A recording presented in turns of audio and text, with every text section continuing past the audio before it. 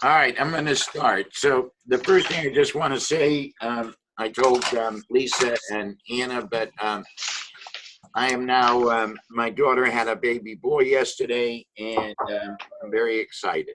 Oh, that's amazing. Oh, So the bris is on the 2nd of December.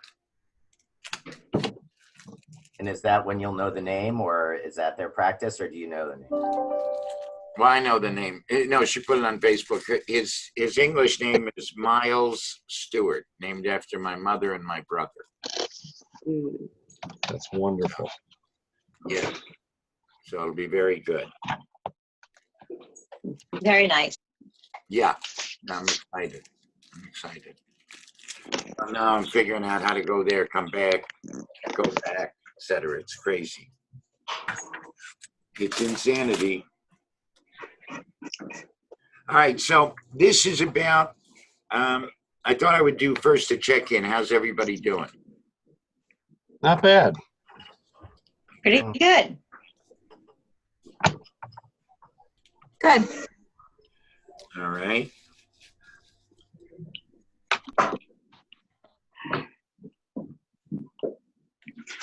So, given that we're through Sukkot, you know, and everything, what part of this particular one is about prayer. So, I guess, you know, the question is, how is prayer, how do you experience prayer? What does prayer do for you or not do for you?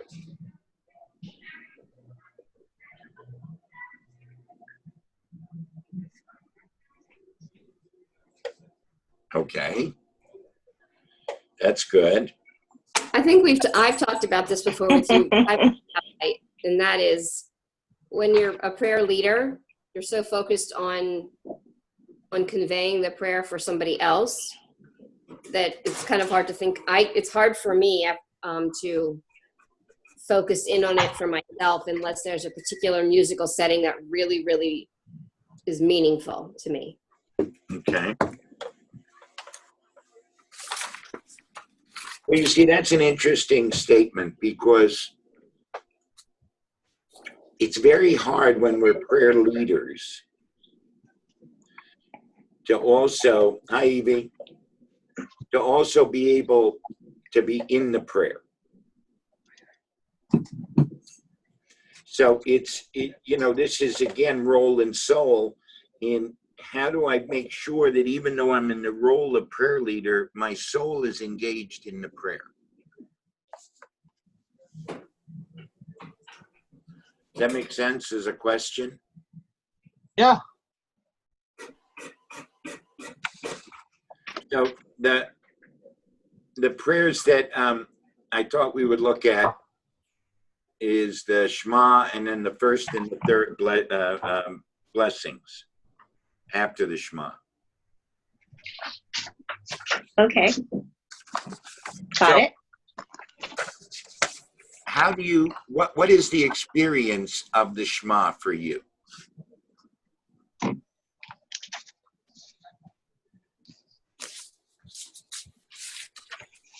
The experience of the Shema for me is different in different settings and different times of day. And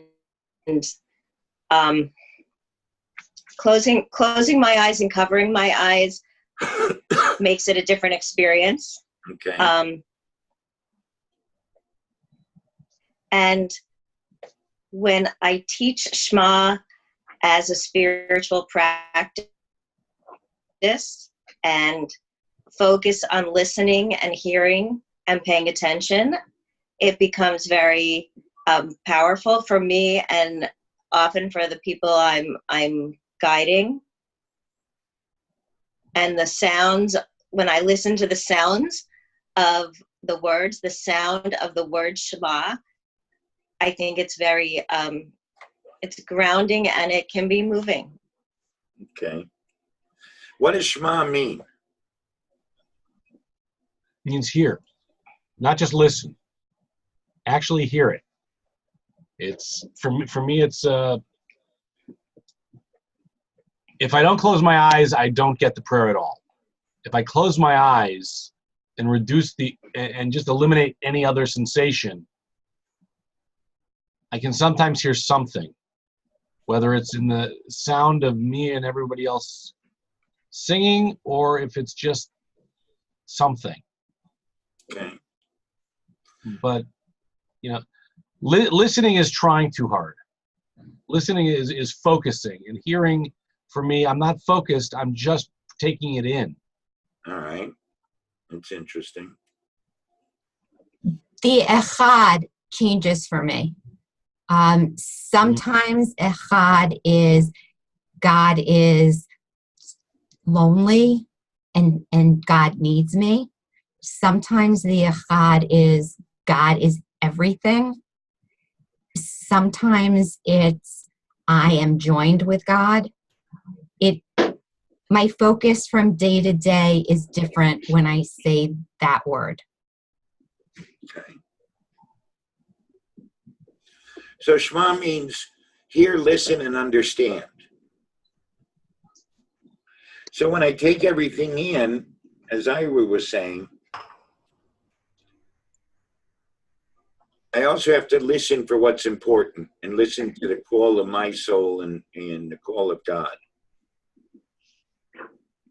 And I have to understand what that call is right now and what really I need to be honed in on. Because one of the things about having ADD is that everything, when all I'm doing is hearing and taking everything in, I can easily get confused and distracted. I was going to say the same thing, but from a different angle, which is, for me, the hearing is allowing space inside my being, whether it's my heart, my head, my spirit, my soul, to be able to have room. So it's sort of like clearing out some of the stuff so that there's room for me to be able to take in what I'm hearing, what I hope to be understanding, you know. Okay. It's about space. All right. But can I ask the question? When we're sitting here talking about Shema, it's easy to focus in on what its meaning is. But when you're sitting in a prayer service, are you really and you're surrounded, or you're in a just regular Shabbat, you're at a bar mitzvah service, whatever, are you really thinking about all that stuff realistically? I do. I do. Well, then I do too, but I don't. spiritually I am. No, I do, because that's how I'm immersed in it. I don't do it with every prayer. See, I hang out in the prayers that, you know, I jump into the prayers that are my touchstone. So for me, the Shema is a central part of my beingness, because the Yisrael is to wrestle with God, wrestle with other humans, wrestle with myself.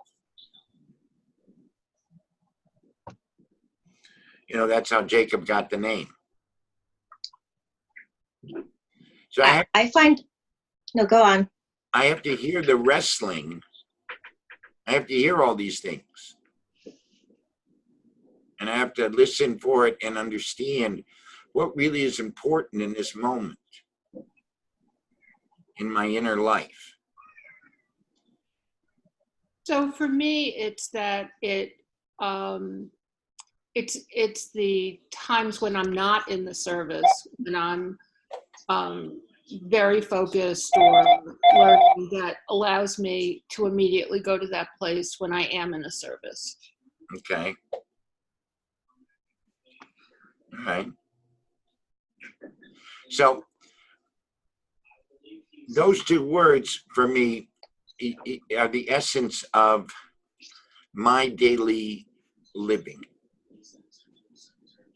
How am I making sure? It's why I guess I'm not such a good meditator, because I'm always wrestling. You know what I mean?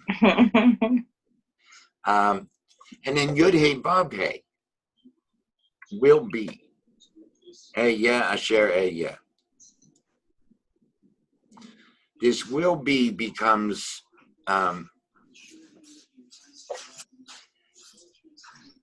this will be, God will be. Our God will be. And I also can go to the attribute of mercy and the attribute of justice. That when I'm in the Shema, when I'm in the thick of being, wrestling with God, wrestling with me, wrestling with others, then mercy and justice have to be part of everything I'm doing. How am I being merciful to myself, and how am I being just with myself and with others? And then, for me, I learned this from Rabbi Harold Schulweis, that Adonai Echad is oneness. That when I'm really immersed in the Shema and living it, all of a sudden I'm part of the oneness that's the world. It is. I'm no longer separate. I'm my own person, and I'm my own uniqueness. I'm just not separate. I'm connected to the world. I live like this instead of like this or like this. And ultimately, that's what I testify to, the ayin and the dalet. So for me, Anna, when I'm doing the Shema, what I ask myself all the time is, what am I witnessing? What am I testifying to?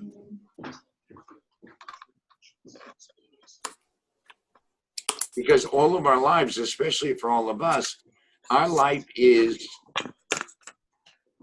to witness what is and to testify to what could be, what should be, if you will.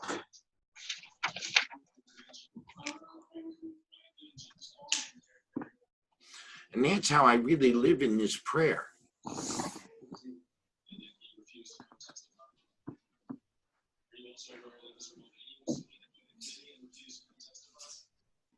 That's why I like to sometimes do it as a you know, the niggin, Shema Yisrael Adonai Eloheinu, and do it over and over again, because it just gets me into this, my way of being in a meditative state. Mm-hmm.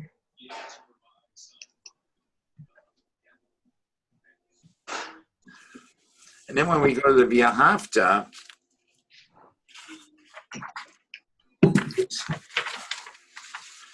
it's such an it's such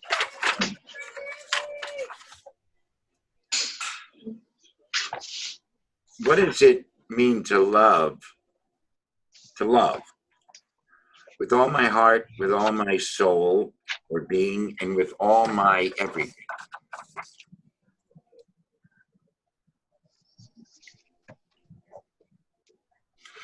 Do we have that with the people that we're our significant others, our spouses? Do we have that with ourselves?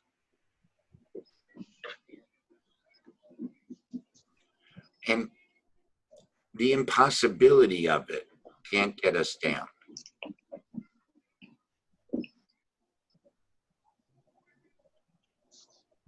Because those are fleeting moments, I believe, that we're really in it with everything. Because, you know, then I didn't take out the garbage, or I forgot to order the pills from the pharmacy, and, you know, et cetera, et cetera, et cetera, right? I don't know if anybody else ever has that. I know most of us guys forget that shit. Never. But it's this idea of really being in it. And then, Vayu advarim ha'ela asher anochi mitzavka hayom.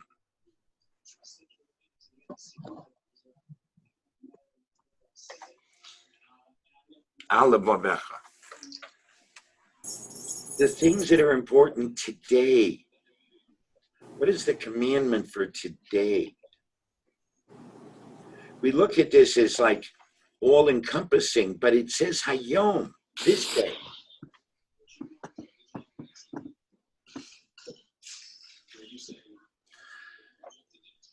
This day has different commands, different needs than yesterday or tomorrow.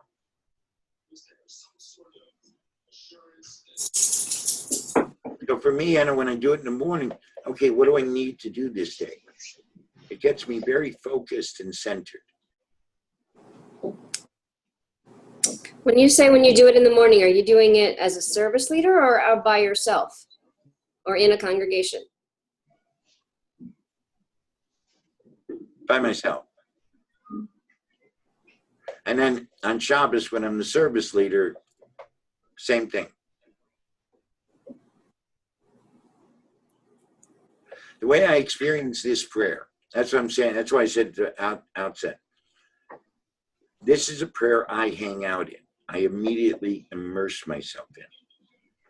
A lot of them I just, you know, I'm an old Ashkenazic davener, so I can buzz through all of it. But this sense of, where do I hang out?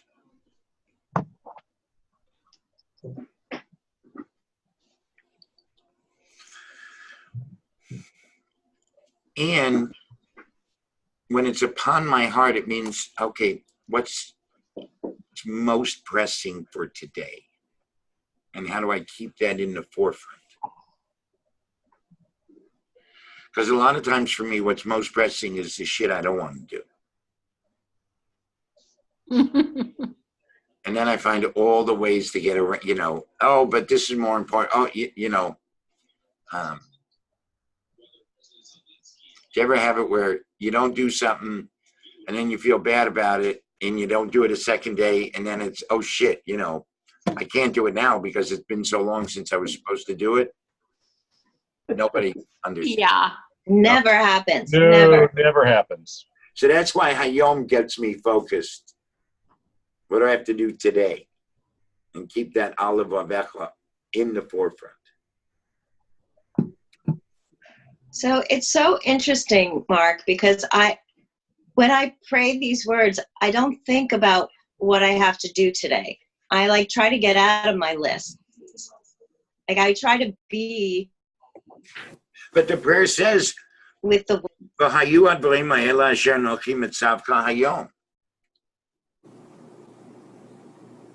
I making sense? Olive Avecha, like what's in my heart? I think about what's in my heart. On my heart. Not in it. On my heart. I didn't say in it. I said on my heart. Like, what's on my heart? What I have to get done. What's pressing? Who's important? Right.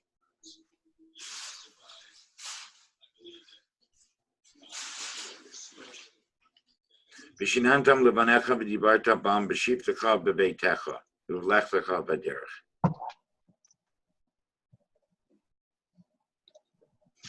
Teach them to your children.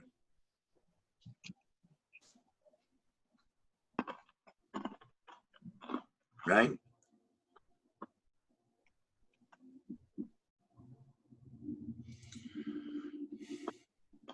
Teaching my child what's important today is a really difficult thing. Because it's not just what's important to me, I have to teach her what's important for and to her. So I can't raise her in my image, I have to help raise her in her image and in God's image.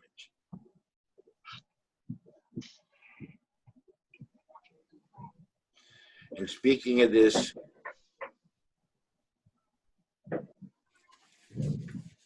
speaking of it all the time,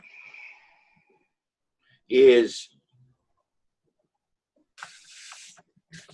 this idea of keeping this stuff, making sure I get this shit done.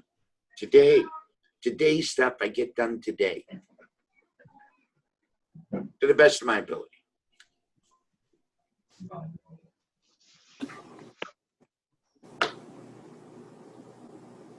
See, for me, this is not so much about the prayer of love. It's a prayer. It is a prayer of love, and love is for myself, for God, and for everybody around me that I'm taking care of business and I'm not getting. I'm remembering that this day is what's important.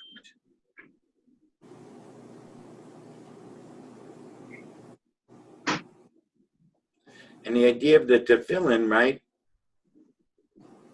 A sign upon my arm, on my, on my hand, and in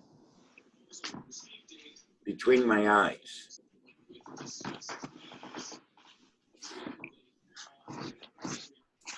When I look at my hands, do I make sure that my hands are doing things for the sake of Shaddai?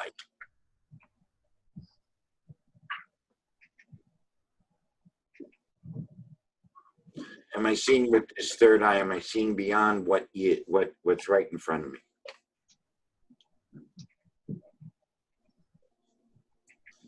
And if somebody looked at the gates of my house, what would they read from them?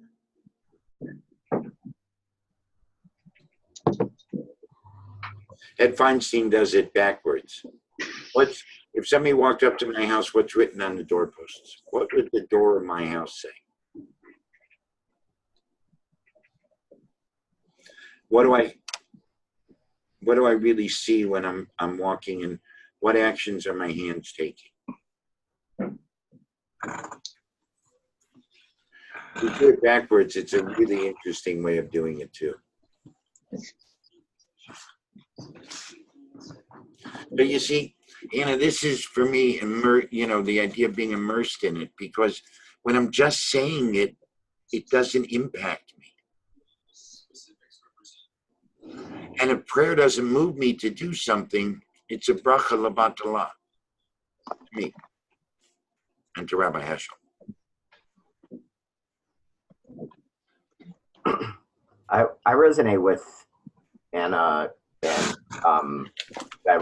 and because of that, I really appreciate the framing that you're giving, Mark, because what I wanted to say from the outset, I'll say now, is this is my least favorite prayer. It's, to me, the most fascist and dogmatic. It's, Jews say this, and especially as someone who has a lot of trouble with God, then it's a double bind. Jews say this, and it really doesn't resonate. And now I'm supposed to declare this, and but what you've opened up is the idea of, and so I think it feels fascist because we say it all together, and it's, of course, we all mean the same thing. But I love what your opening is. If we say it on our own, if we have it in this, there is something, it's not a command, you must love.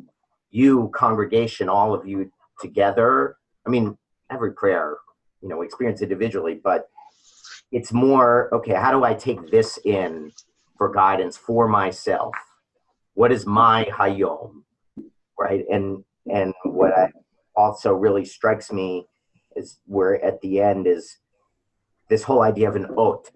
What is the sign? What are the signs? What are the reminders? What are the external signs that I can put in my life to not just have this be theoretical, but for action with my hand, for an indication to all of us externally on my house. I mean, just that idea of a sign is very powerful. But that said alone, it's very different than in a congregation. Yeah, and I think that part of the reason is because we've fallen into a way of doing it. Mm-hmm. And I think that for me, Anna, when I do the prayer, I explain it before I do it a lot of times. Explain looking at it differently. So then it's all the unique individual voices coming together, Gidon. And it's not a rote kind of thing. We're all supposed to jump up and cheer. No, it's a watch phrase because it calls on us to do so many things, I believe.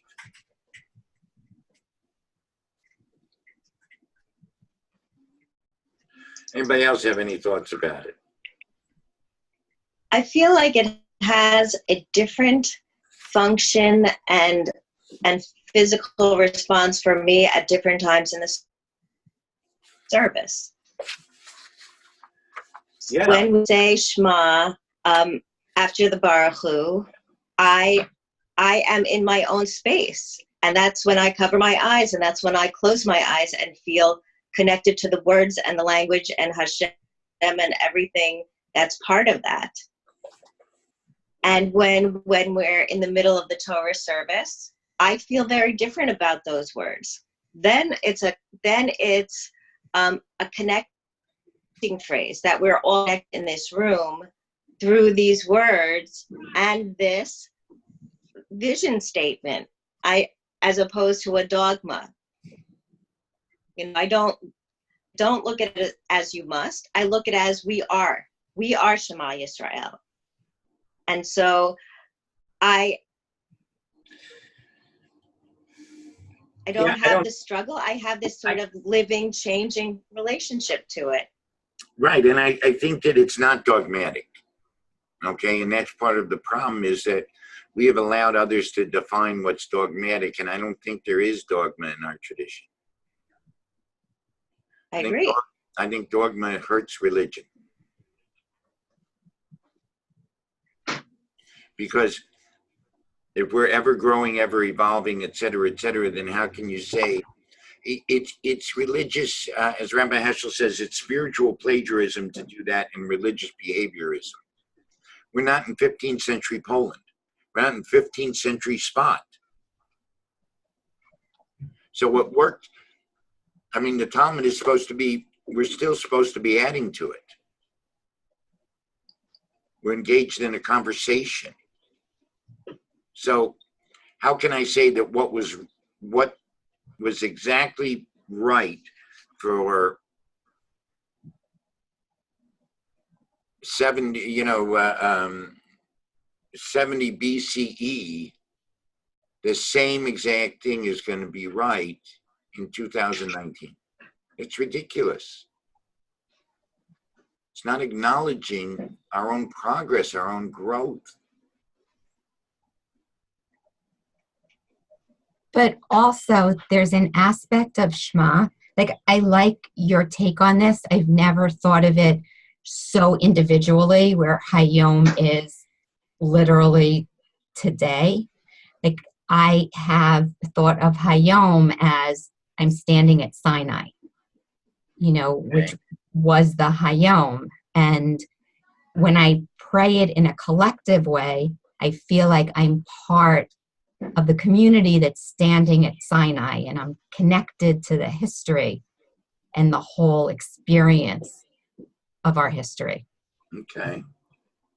But again, the whole experience of our history, that's what it is. It's experience which informs this moment. It doesn't say do it the same way, in the dogmatic way. Right. Okay, so if we go to the third paragraph of the Shema, I love this.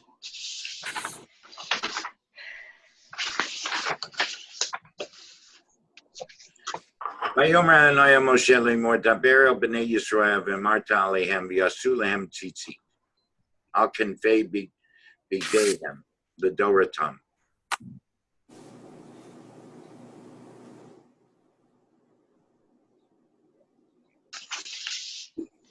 Why the hell do we need something on the corner of our garments? And these were the outer garments.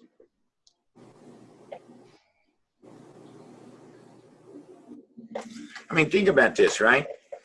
It comes from Numbers. They're about to enter the land of Israel. It's towards the end of the journey.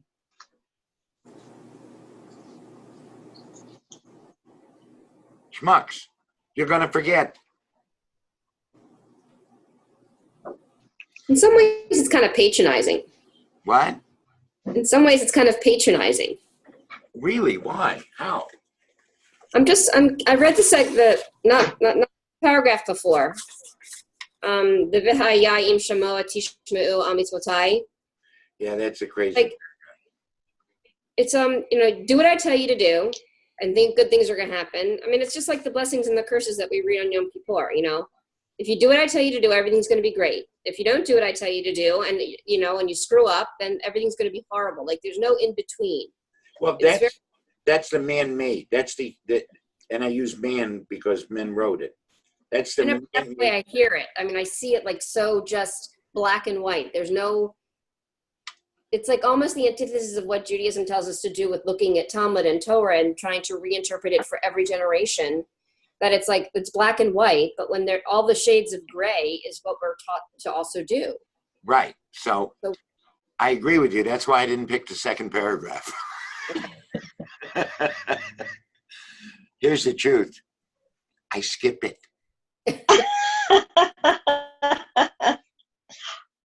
Yes, Rob. So I like the second paragraph, no big surprise. Right. Second paragraph to me says, look, there's a program. If you work your program, it's going to work. If you don't work your program, it ain't going to work. And you can think, but wait, that's not a program. A program could be whatever I want. But no, if you work the program, it's going to work. And if you don't work the program, it ain't going to work out so well. For me, that's all the second paragraph is trying to say. It's not trying to say, don't worry about shades of gray and all of that. No, do worry about that. That's built into the program as long as you're working that out with someone else and not thinking it's in your own head. I love it. That's a great way of looking at it. The words don't exactly say that, but I love the midrashic move on it. It's really good. Midrash. Yeah, but you have to have rules, right? You have to have instructions.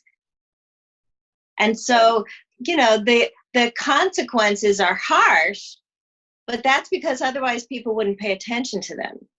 Right, but just doing them doesn't guarantee. Right, there's never a guarantee. Right. That's the big thing. Okay, reward and punishment don't work. I agree. When good thing, that's why Harold Kushner wrote the book When Bad Things Happen to Good People, or When Good Things Happen to Bad People. Does it ever piss you off when some asshole, somebody who lies, cheats, is self-centered narcissist, becomes president? Yeah. This is not a political statement. I don't think of the shul, Gidon? Of the shul? I'm keeping this. That's what you got. Yeah, that's it, Robert. So let's go back to the third paragraph, though. Look at how the traditions teaches us we are going to forget. You're going to forget, so have these tzitzit, have this reminder. So what's our reminder now, since most of us don't wear tzitzit on our outer garments?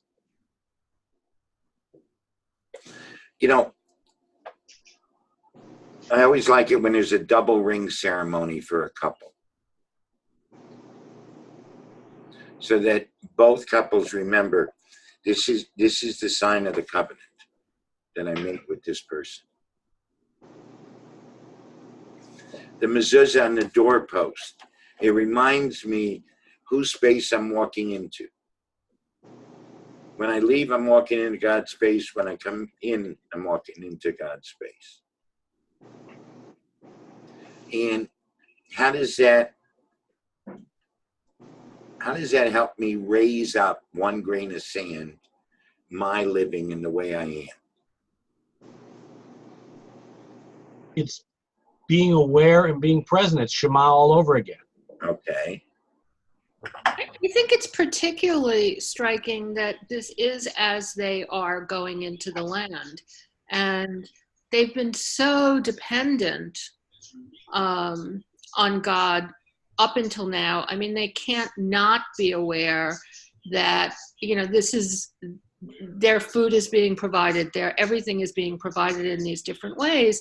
And now they're going into the land, and maybe once you get what you think you want, or what you do want, it's hard to remember you know, you need to be reminded that it doesn't, it's an ongoing process.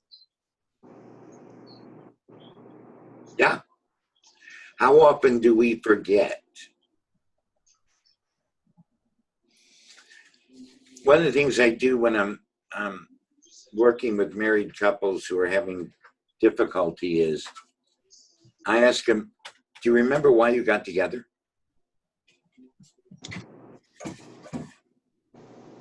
And this whole sense of, oh yeah, I forgot that.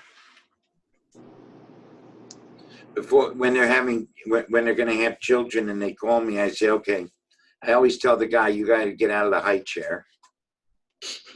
And how are you going to make sure that you keep growing the two of you and not just focus on the baby and forget about each other?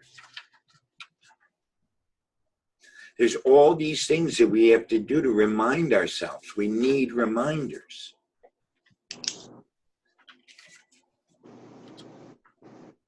Because when we get something, we forget.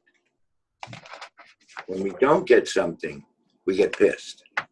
And then it goes on, but not new al tzitzit hakanaf, batil techelet, the blue, or the techelis. V'haya lechem letzitzit, uritam oto. I can put my glasses on. Uzchartem et kol mitzvot Adonai ba'asitem otam. To remember the mitzvahs and do them. Remember and do, guard and do. That's a big theme. Here's the thing, the phrase I love. V'lo tatur acharei levavchem v'acharei einechem asher atem zonim achareihem. If I don't have a reminder, I'm going to scout out after my heart and after my eyes, and I'll whore myself after them. You'll whore yourself, okay. So not prostitute. Yeah.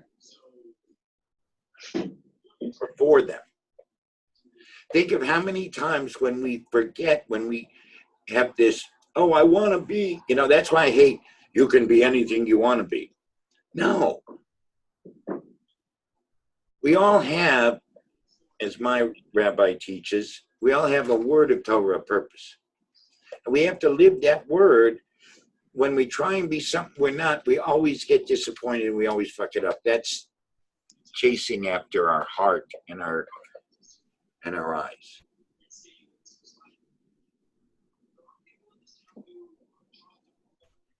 So what am I scouting out after? Ed Feinstein says, don't be a tourist.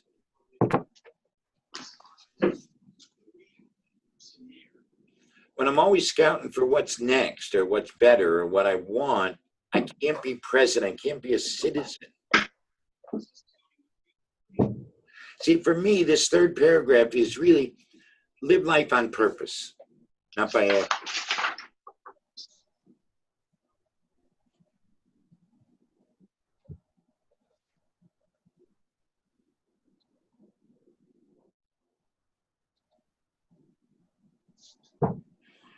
And I look at in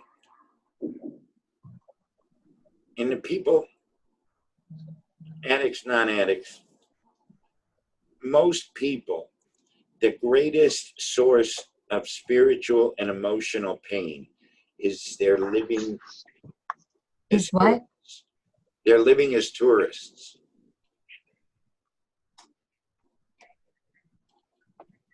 And it's hard because life is fragile.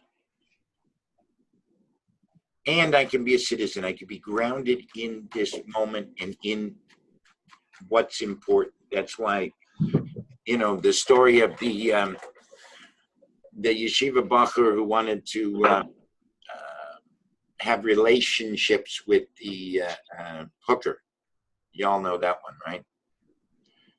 What the prostitute with the high bed. She had this humongous bed. You had to climb up. And so this yeshiva bacher one day, he'd saved up enough and he just had to go see her. So he climbs up, gives her the money, climbs up, he's going to have sex with her. And the tzitzis hit him in his face, and he remembers this is not what it is. And he leaves, runs out of the place. Woman knew where he came from. She went to the rabbi. It's a longer story. She goes to the rabbi. She sells the bed. She goes and she converts, sells the bed, and marries the yeshiva bacher, and they live on the money that she got from selling all of her worldly possessions. Because she was so amazed that somebody would walk away from her because she was hot, and B, that doing the right thing was more important than satisfying his urges. Not being a tourist is meaning not scouting out after my heart and my eyes. Says, I know that I have these desires and not all of them need to be fulfilled and not all of them are correct for me. So it takes away envy and jealousy.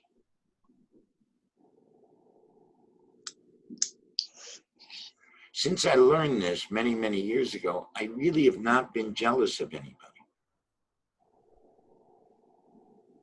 And I was jealous of everybody.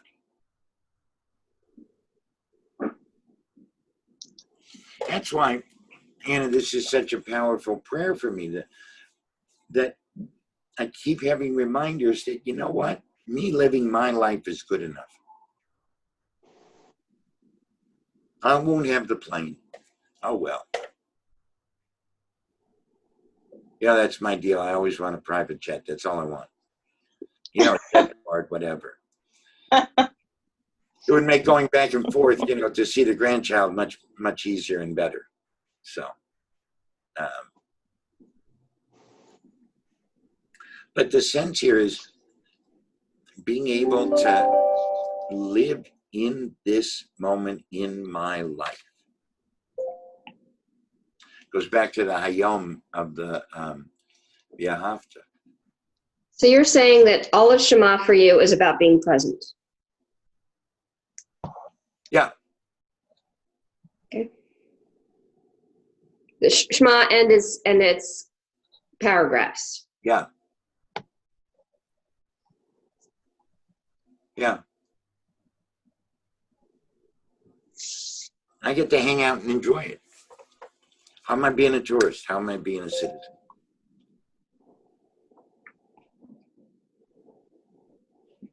Monty's crew had called me to a time. The Monty's crew of Asitem had called mitzvotai. Then I have to do them. I have to remember and do them. Pitem kadoshim le'elohechem. Not just that I'm going to be holy to our God, but I'm going to remember that God's holy and I'm holy. Remember really my own holiness. And remembering that God brought us out from Egypt. So then I say, what bondage am I still in? Yetziat Mitzrayim. Reminds me that I can't think everything's great and I'm fine.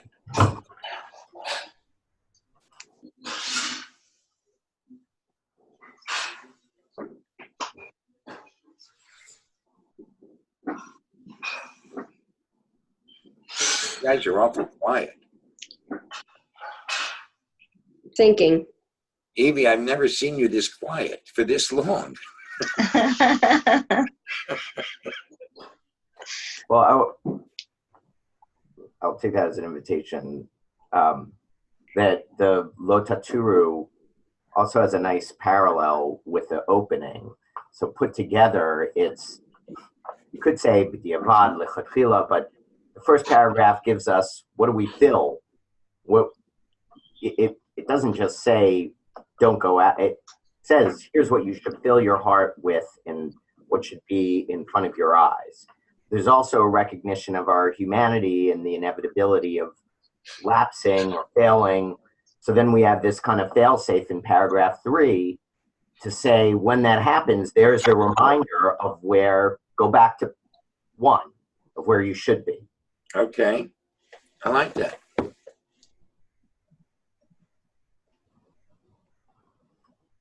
And I'm thinking about, Anna, when you talk about how it's so hard when you're a prayer leader to get to be in the moment, to be present. I just wonder if you can let go of all of the technical things about the leading, which you actually have. You actually can go into the zone and not have to be thinking about it. And own your being in Shema and thinking about the technique as what makes the words of Torah sweet in your mouth, then maybe that's another way for you to get in. Like, I feel like It sounds good. I hear that is that the technique and what? It sounds good.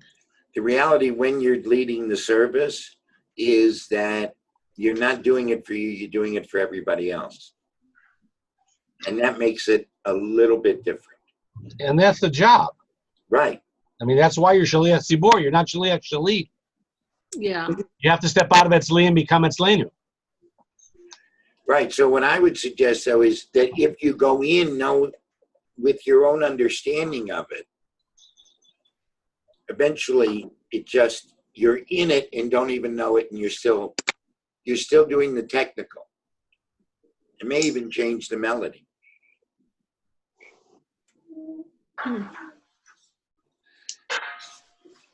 All right, so the last thing is the piece from Rabbi Heschel. It goes, about 100 years ago, Rabbi Isaac Meir Alter of Ger, the Gerer Rebbe, pondered the question of what a certain shoemaker of his acquaintance should do about his morning prayer. The customers were poor men who only owned one pair of shoes. The shoemaker used to pick up their shoes at a late evening hour, work on them the whole night and part of the morning in order to deliver them before the owners had to go to work. When should the shoemaker say his morning prayer? Should he pray quickly the first thing in the morning and go back to work? Or should he continue his work, let the appointed hour of prayer go by, and every once in a while, raising his hammer from the shoes, utter a sigh? Woe unto me, I haven't prayed yet. Perhaps that sigh is worth more than the prayer itself. We too face this dilemma of wholehearted regret or perfunctory fulfillment. Many of us regretfully refrain from habitual prayer, waiting for an urge that's complete, sudden, and unexampled. But the unexampled is scarce, and perpetual refraining can easily grow into a habit. Idle, sullen, and stolid. We may even come to forget what to regret, what to miss. So here, the Gerer Rebbe is which the Gerer Rebbe was an amazing guy. I don't know if you've ever read Sfas Emes. Sfas Emes is really powerful and brilliant. But think about this. I have to pray, and if I just pray perfunctorily, it's not good either. You can't phone it in. Right. One sigh is worth more than most people's prayers. So I know I get crazy with people whenever I have to go to a minyan at an Orthodox shul and I walk in and all the guys are talking to each other. Makes me nuts.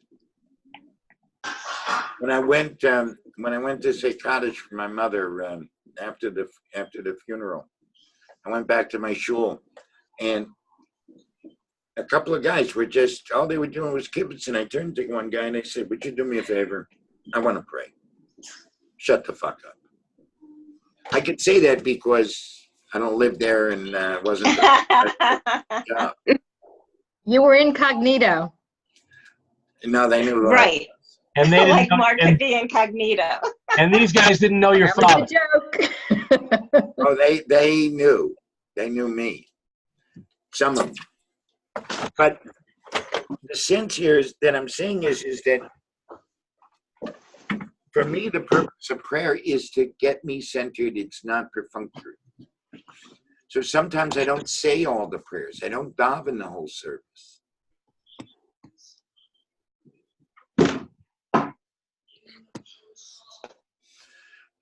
But in this whole idea of a spiritual practice and being able to relate and see ourselves in the prayers is what's so important. So the shoemaker here, every time he